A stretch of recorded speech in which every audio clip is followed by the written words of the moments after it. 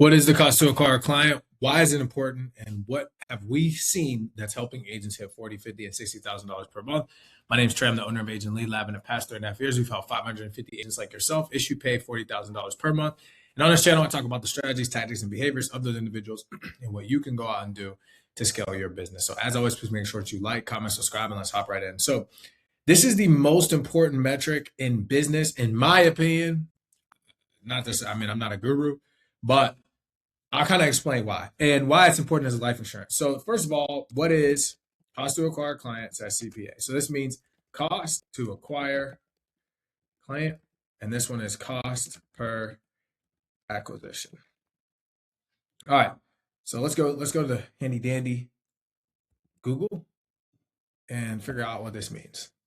So cost to acquire client, aka CAC, is the total expense a business incurs to acquire a new customer, calculated by dividing all marketing and sales costs by the number of new customers acquired over a specific time. A healthy business maintains a 3-to-1 or 4-to-1 ratio of lifetime value to cost to acquire a client, right? We'll get into that. That's a little bit different, not necessarily for our business, but for business in general, okay?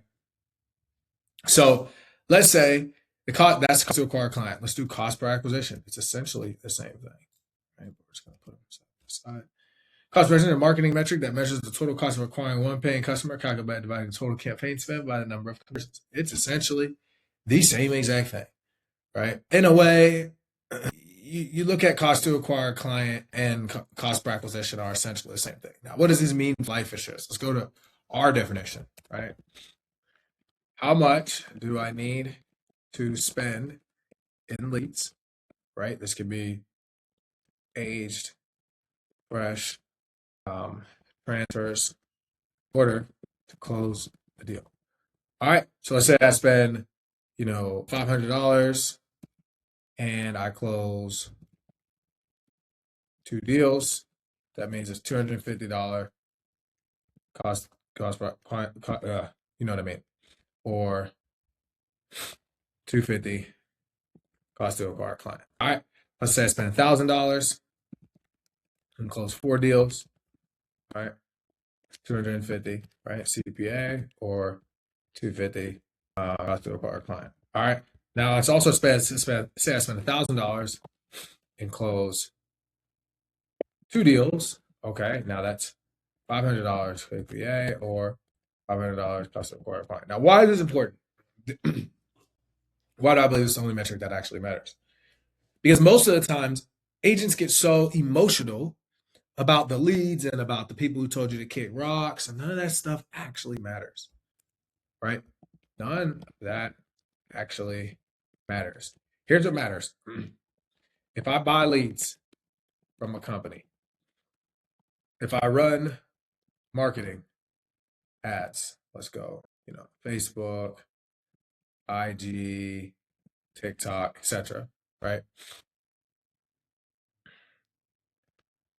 How many leads, if I buy live transfers, okay, just keep going down.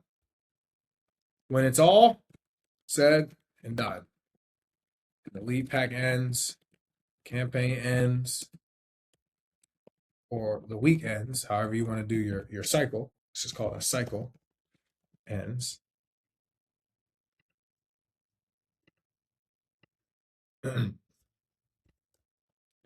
How much did I spend?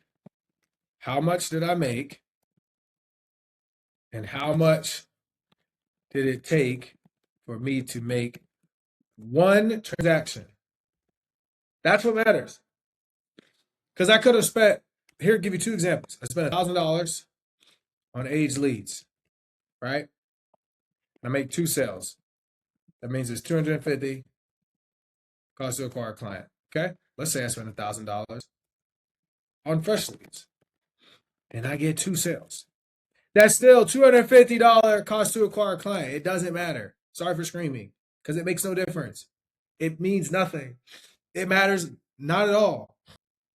So if that's the case, if it doesn't matter, then at the end of the day, the only thing that should matter is what you have to spend in order to make a sale. Sorry, this is wrong math. I apologize.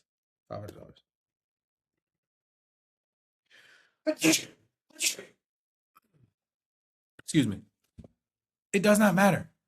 It makes no difference at all. What you have to do, how many people tell you to kick rocks? You spend $1,000, you close two deals. You spend $1,000, you close two deals. It doesn't matter. People get so fascinated and they get so obsessed with like, oh my god, I heard all this. Dude, input in, input out. I could have had in this example, and why it's so important. Let's have age leads. Let's say I had $5 leads. So doing my math, that's what, 200 leads? So I had 200 leads, okay? And then of those 200 leads, I had, I'm just gonna make some numbers up.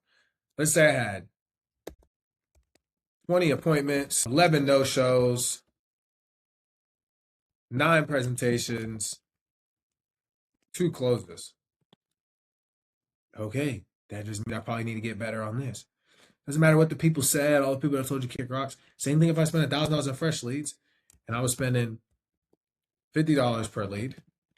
So I had 20 leads.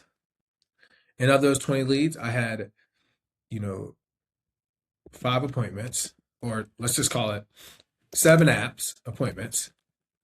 I had 5 people show, or 2 no shows, 5 presentations, and 2 closes. It doesn't matter. Here's what people don't understand though. This is the same output. The difference is you think that this matters. Bro, I had 200 leads. Like, yes, you did have more presentations and your closing percentage is lower. So theoretically, you could get a higher ROI on this. Maybe. But at the end of the day, it doesn't matter. If you do this 2 or 3 times over and this is like the lowest you can get it, then the question is, do you want to dial through 200 leads or would you rather dial through 20? It's simple.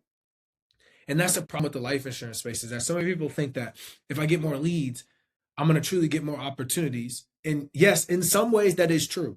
So you don't just go into it and say, oh, every single time I buy a fresh lead is going to be better. That's not true. That's not true.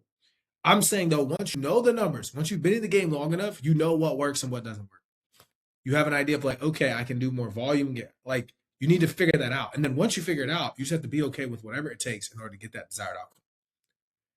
The problem is that if you don't know this, you can't grow because then you're just operating off emotion. You're like, well, like I got 200 leads, bro. They closed 2. Like these leads suck. It's like, I mean, okay, maybe in a way you could say that. You could say that, but you could also just say like that may be the metric. Now, theoretically, should you get 200 leads and only have 2 sales? I mean, no, that's kind of bad, right? Relatively, depending on how banged up the leads. These are aged leads. They're 30 to 90, 90 plus, whatever. Days old. Set your expectations properly. These are fresh leads. These should be kind of your numbers, right? So if you know that and understand that, then you should have a much better outcome, right? Now, the next thing that we don't have on here, but it is important, is the collected per sale. Because you could have a really low cost to acquire a client, but if you're not making a lot on the sale, then that's another problem. The key here, though, is that you have to track your numbers. If you don't track your numbers at all, if you have no idea what you're, right, and here are the numbers you need to track. Here's exactly what you got to do. Obviously, CPL is already in there. I was going to go cost per booked appointment. So that's cost per booked appointment. How much you have to spend to get an appointment. That's a lever. You can even do cost per booked appointment showed. So cost per booked showed.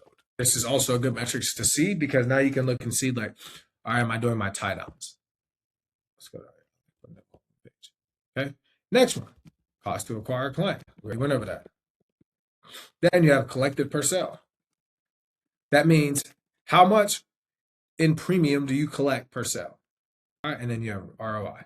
That just means total number spent, total number made divided by total number spent. There we go. So this is like really, most people have no idea what these are. They just look at cost per lead and ROI, and they're like, "Yeah, dude, I spent 1,000. I should be making like 10." It's like, bro, you're so backwards. You don't even know the most important things.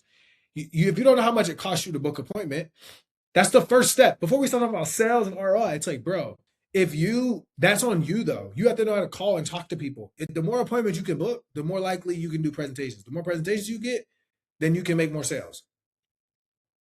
That has nothing to do with that has to do with the lead in a way, but like that's a skill, bro. I can book a ton of appointments, right? So then I should be able to close more people because I can sit with more people, right?